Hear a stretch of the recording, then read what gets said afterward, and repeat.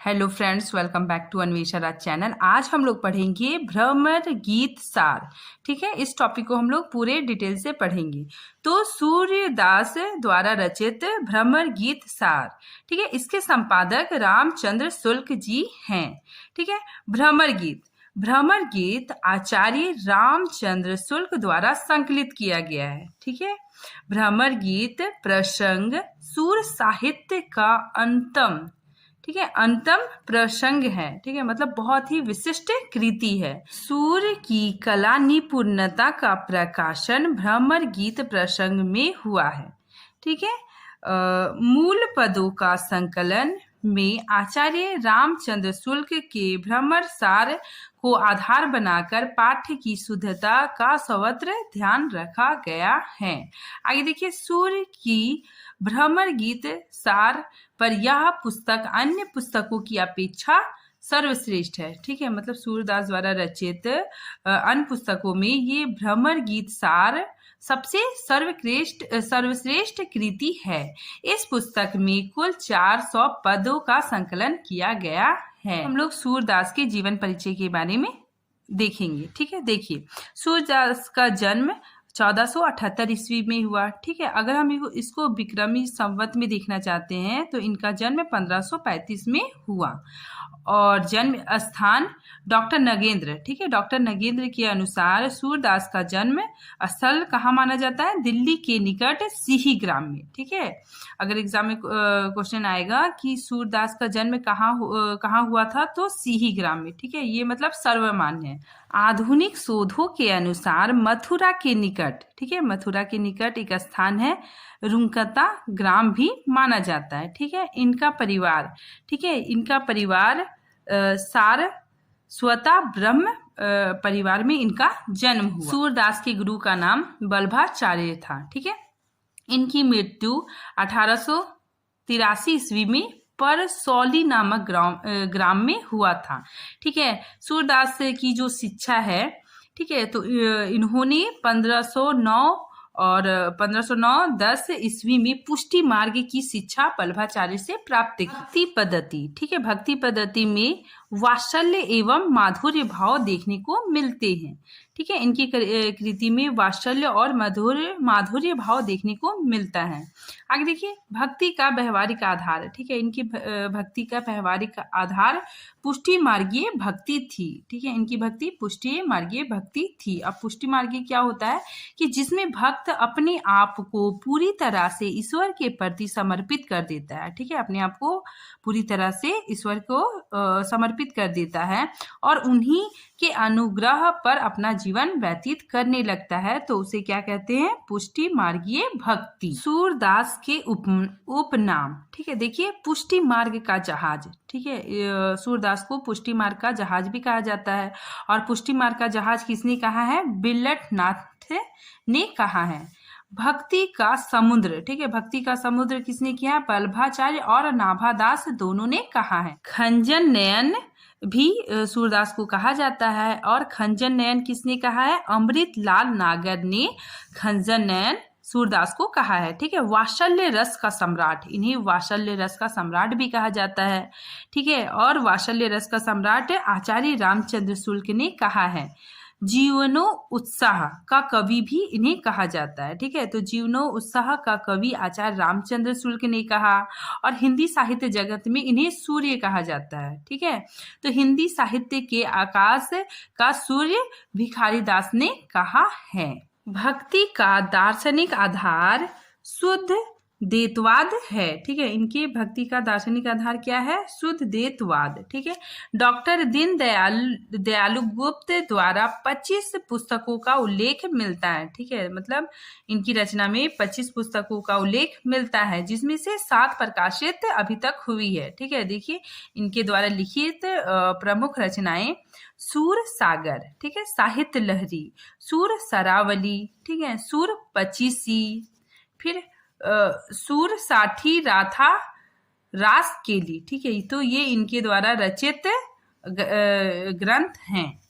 सूरदास के विशिष्ट तथ्य। ठीक है, अब हम लोग सूरदास के विशेष तथ्यों के बारे में जानते हैं। सूरसागर मुक्तक व गे काव्य है। ठीक है, सूरसागर मुक्तक व गे मतलब जिसे गाया जा सके। ठीक है, गे रचना है। इसमें 68 तरह के रागों का प्रयोग किया गया है। ठीक है, तो इसमें रागों का भी प्रयोग किया गया है। डॉक्टर नगेंद्र ने इसे संगीत कोश कहा है। ठीक है, ये बहुत इंपॉर्टेंट है, याद रखिएगा आप लोग कि डॉक्टर नगेंद्र ने इसे संगीत कोश कहा है। आचार्य रामचंद्र शुक्ल ने इसे उपालभ्य यानी उल्लाहना काव्य कहा है।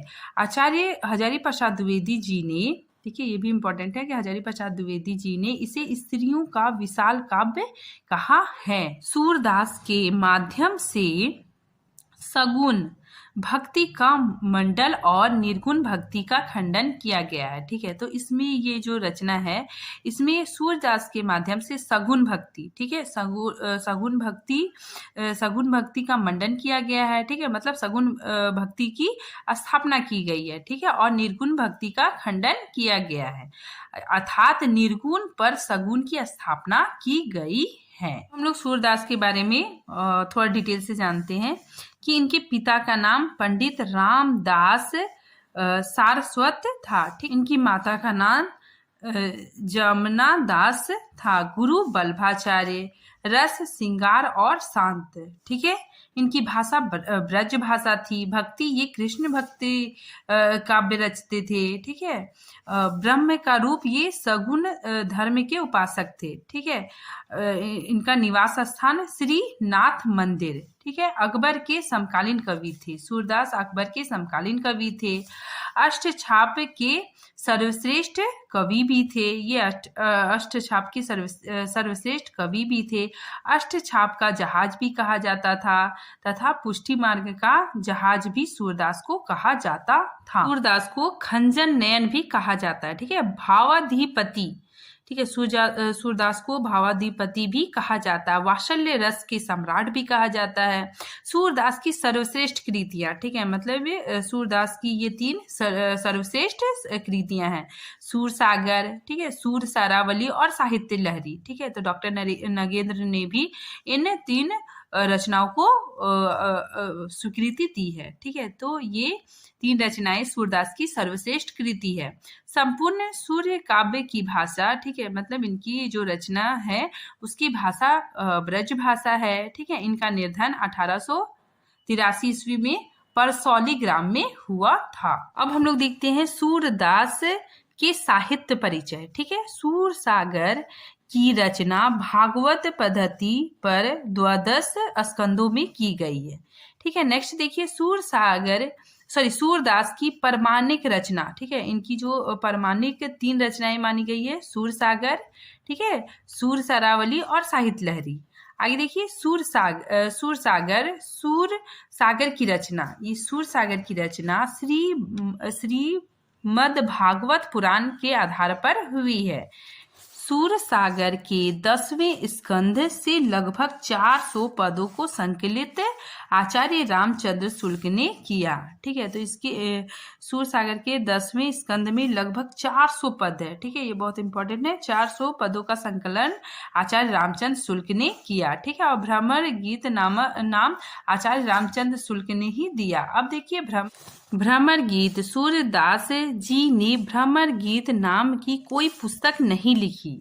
श्रीमद् भागवत पुराण के 46, 47, 63, 67 वे स्कंधों में एक प्रसंग आता है श्री कृष्ण के मित्र। ठीक है, ये प्रसंग के बारे में बताया जा रहा है कि श्री कृष्ण के मित्र उद्धव को ज्ञान और योग का अहंकार हो जाता है। ठीक है, तो श्री कृष्ण के जो मित्र है उद्धव, उसको अपने ज्ञान और योग पे बहुत घमंड हो जाता है। तभी श्री कृष्ण उद्धव को गोपियों के पास से भेजते हैं और जहाँ पहुंचकर उनका भ्रम दूर हो जाता है। ठीक है, तो यहाँ पे भ्रमर गीत में यही बताया गया है कि जो श्री कृष्ण के मित्र उद्धव होते हैं उन्हें अपने ज्ञान और योग पे बहुत ज्यादा घमंड होता है। ठीक है, तभी श्री कृष्ण उद्धव को गोपियों के पास भेज देते हैं। ठीक है, तो वहां जाने के बाद उनकी गोपियों की भक्ति, श्री कृष्ण के प्रति लगाव और भक्ति देखकर वे सब कुछ भूल जाते हैं। ठीक है, और वे भी मतलब श्री कृष्ण की भक्ति को अपना लेते हैं। ठीक है, तो श्री कृष्ण उद्धव को गोपियों के पास भेजते हैं, जहां पहुंचकर उनका भ्रम दूर हो जाता है और उनका हृदय परिवर्तन हो जाता है। आचार्य शुल्क ने सूर सागर में 416 पद लेकर 1908 ईस्वी में भ्रमर गीत सार नागरी प्रचारी सभा काशी में प्रकाशित करवाया। ठीक है, तो आचार्य रामचंद्र शुल्क ने सूर सागर के 416 पद को 1908 ईस्वी में भ्रमर गीत सार को प्रकाशित करवाया था। ठीक है, फिर आगे देखिए 1916 ईस्वी में इनका दूसरा प्रकाशन हुआ। ठीक है, जिसमें 120 पद शामिल थे। आगे देखिए भ्रमर गीत का स्रोत। ठीक है, ये बहुत इंपॉर्टेंट है कि भ्रमर गीत का स्रोत कहाँ से है। तो भ्रमर गीत का स्रोत श्री भद्र भागवत पुराण से है। ठीक है, भागवत के 10वें स्कंद में 46 व 47 अध्याय में भ्रमण प्रसंग आता है। ठीक है, उसी परंपरा के आधार पर सूरदास ने भ्रमर गीत की रचना की है। वल्लभाचार्य के संपर्क में आने से पहले, ठीक है, मतलब सूरदास पहले दास भाव और विनय भाव में लिखते थे। ठीक है, तो वल्लभाचार्य ने उन्हें कहा कि क्यों घिघियात हो, हरि भजन करो। ठीक है, तुम तो सूर्य हो और तुम घिघिया क्यों रहे हो। ठीक है, तो सूरदास पहले दास्य भाव और विनय भाव की रचनाएं लिखते थे। ठीक है, फिर वल्लभाचार्य से संपर्क में आने के बाद वे कृष्ण भक्ति रचनाएं लिखने लग गए। ठीक है, देखिए भ्रमर गीत में 400 पद है। ठीक है, ये बहुत इंपॉर्टेंट है। फिर भ्रमर गीत के पदों को आचार्य रामचंद्र शुल्क ने भ्रमर गीत सार नाम से संकलित किया। आगे देखिए नेक्स्ट, सूरदास की सूर सागर में श्रीमद् भागवत पुराण का प्रभाव परिलक्षित हुआ है। आचार्य शुल्क ने सूरदास को वात्सल्य रस सम्राट और जीवनो उत्साह का कवि कहा है। ठीक है, ये इंपॉर्टेंट फैक्ट है, एग्जाम में आता है ऐसा क्वेश्चन कि वात्सल्य सम्राट किसे माना गया, तो सूरदास को। ठीक है, सूरदास को खंजन नयन, ठीक है, भावाधिपति के नाम से भी जाना जाता है। सूरदास की मृत्यु पर बिल्लटनाथ, ठीक है, ये बिल्लटनाथ कौन थे, वल्लभाचार्य के पुत्र थे। ठीक है, जब इनकी सूरदास की मृत्यु हो गई थी तब वो शोकाकुल होकर कहे थे कि पुष्ट मार्ग को जहाज जात है, सो जाके कछु लेना हो सो लेओ। ठीक है, आगे देखिए भ्रमर गीत की कुछ विशेषताएं हम लोग देखते हैं। सबसे पहले निर्गुण का खंडन। ठीक है, इसमें क्या है, निर्गुण भक्ति का खंडन किया गया और सगुण भक्ति की स्थापना की गई है। ठीक है, ज्ञान योग की पराजय, इसमें ज्ञान योग का पराजय दिखाया गया है और सगुण भक्ति का विजय दिखाया गया है। प्रेम भक्ति, इसमें प्रेम भक्ति का भय, गोपियों के वचन और वक्रता है। तर्कशीलता एवं भावुकता का मार्मिक चित्रण है। ठीक है, मतलब इस रचना में गोपियां और उद्धव के बीच मतलब तर्कशील संवाद होते हैं। ठीक है, और जो उद्धव होते हैं वो इतने ज्ञानी होने के बावजूद भी गोपियों की भक्ति को मतलब सच्चा भक्ति मानते हैं और श्री कृष्ण की भक्ति वे भी करने लगते हैं। उद्धव का प्रवर्तित हृदय परिवर्तन की दशा का भी चित्रण हुआ है। अब हम लोग देखते हैं मोस्ट इंपॉर्टेंट क्वेश्चन। भ्रमर गीत परंपरा का मुख्य स्रोत क्या माना जाता है, श्रीमद् भागवत पुराण। नंबर 2, भ्रमर गीत सार की भाषा क्या है, संस्कृत मिश्रित ब्रज भाषा। नंबर 3, सूरदास के काव्य रूप को ज्यादातर विद्वानों ने माना है गय और मुक्तक काव्य। ठीक है, मतलब सूरदास के काव्य रूप को ज्यादातर विद्वानों ने क्या माना है, गय मुक्तक काव्य। सूरदास की इस रचना को स्त्री जाति का विशालकाय किसने कहा, तो हजारी प्रसाद द्विवेदी जी ने। भ्रमर गीत सार सूरदास के किस ग्रंथ से संबंधित है, तो सूरसागर से। भ्रमर गीत सार के पद कहाँ से लिए गए हैं, तो सूरसागर से। भ्रमर गीत सार की कितने पद संकलित हैं, तो 400 पदों को संकलित किया गया है। गीत सार के संपादक कौन है, रामचंद्र शुल्क। नेक्स्ट, भ्रमर गीत सार का प्रकाशन कब हुआ? 1925 ईस्वी में। संपूर्ण सूर्य काव्य की भाषा है, कौन सी भाषा है? ब्रज भाषा। ठीक है, नेक्स्ट देखिए सूरदास की रचना।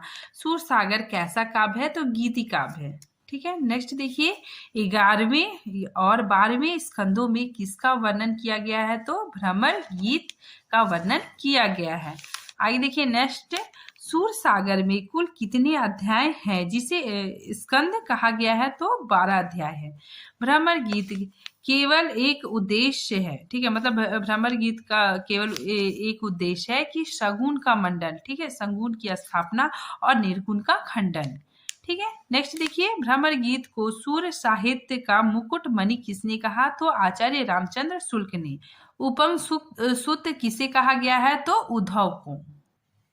यादव जात किसे कहा गया है? तो उद्धव को। नेक्स्ट देखिए भानु तनया किसे कहा गया है? तो राधा को। आगे देखिए सूर सागर का कथा आधार श्री भद्र भागवत का कौन सा स्कंद है? तो 10 10 10